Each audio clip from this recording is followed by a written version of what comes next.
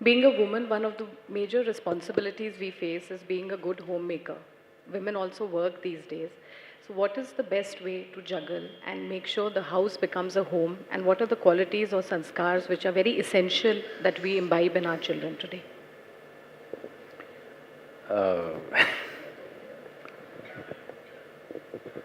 You must open a chat group on WhatsApp, Telegram, Twitter, Facebook, just for your family.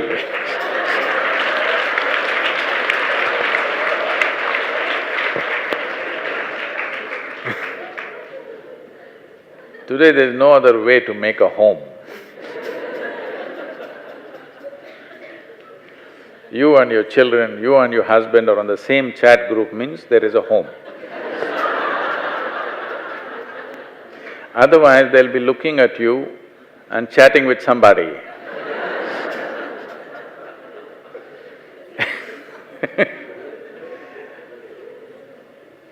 So it's very important, if you have children, if they have not already grown to a point where they're on a different chat group already, if they're still young, one of the most important things that you need to do is,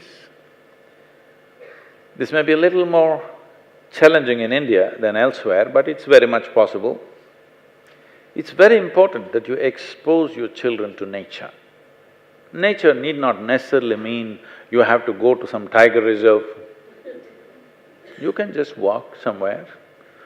On a Sunday, instead of sitting in front of the television or instead of being on this or that, which are variety of online caricatures, if you take your children out to experience something which is life.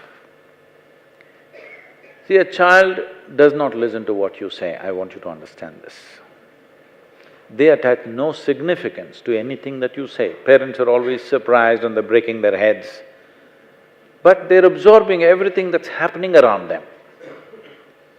They're not listening to your talk, they're not interested in your talk, because anyway it doesn't make much sense.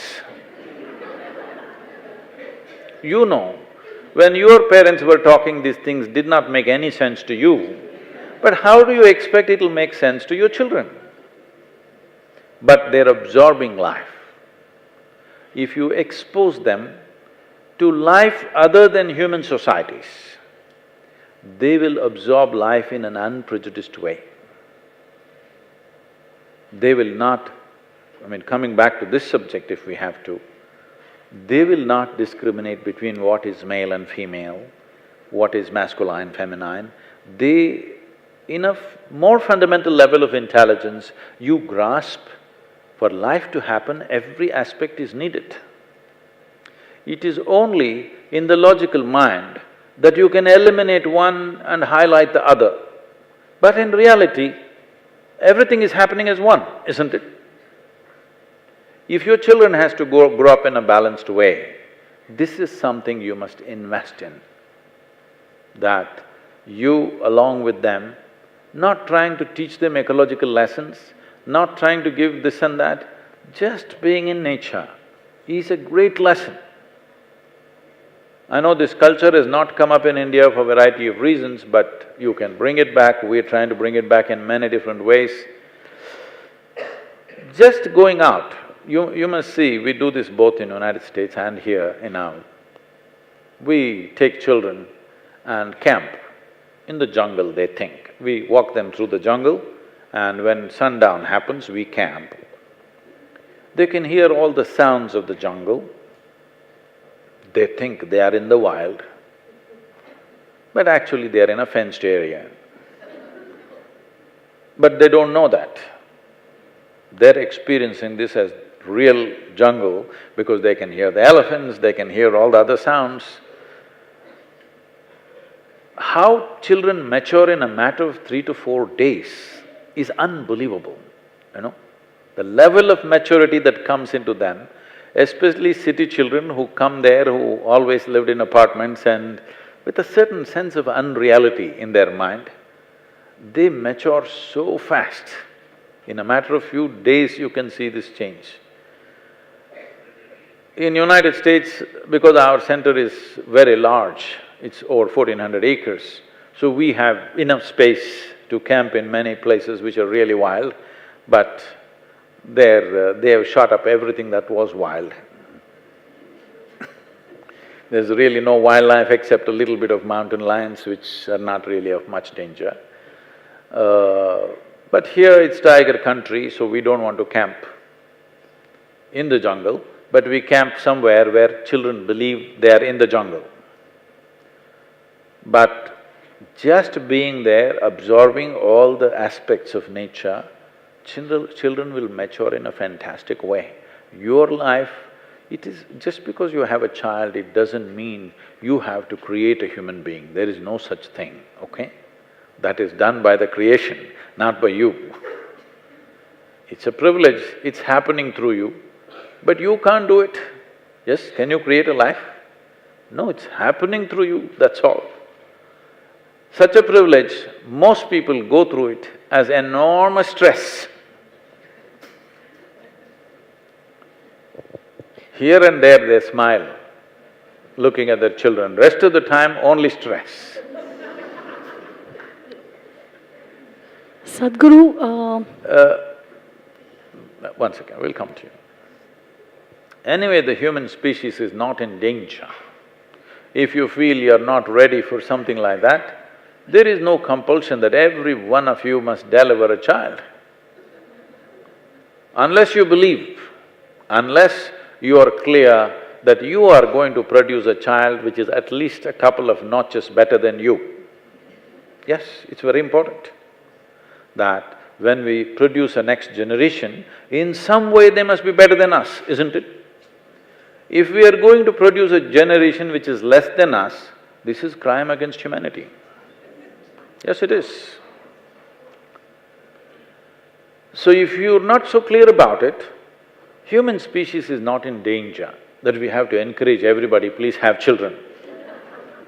I'm trying to institute an award for all those young women who are capable, physiologically capable of having a child, but they chose not to have a child. I want to institute an award because there is no better service to humanity. Because right now we are 7.3 billion people. At the beginning of 20th century, we were only 1.6 billion people. In 100 years, we are 4 times up, 7.6 billion. The United Nations makes a prediction that by 2050, we will be 9.6 billion people. By 2075, we are supposed to be 12 billion people. At this rate, it doesn't matter how much wealth we have, what we have, our children and their children cannot live well on this planet. Yes or no? So the greatest thing that we can do is plan to reduce the human population in the next 50 years rather than increase the population, and as if it's some kind of a prediction. It's all right to say tomorrow is going to be raining, tomorrow is going to be sunny. You can't say tomorrow we are going to be 10 billion people. This is stupid. Yes or no? We can decide by 2050, instead of being 9.6 billion people, we will make it 5 billion people. You don't have to kill anybody, you just have to slow down the reproduction. Yes? I think this is the most important responsibility. So a home need not necessarily mean bursting with children. That was our image when we were agricultural societies. When there was lot of land to be tamed, we wanted 10 sons. They used to bless, 100 sons you must have. You know, Dhritarashtra had 100 sons and what a mess.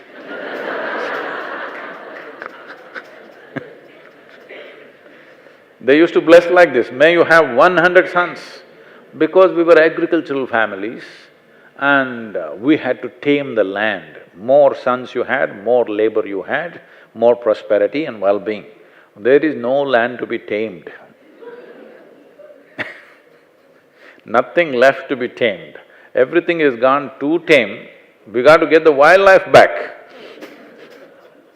Yes, we got to get the wildlife back. They're saying from 1972 to 2012, 54% of the wildlife has gone dead. How's that? So right now, there is no… human species is not an endangered species, just for your information. When I look at the fertility clinics all over Chennai,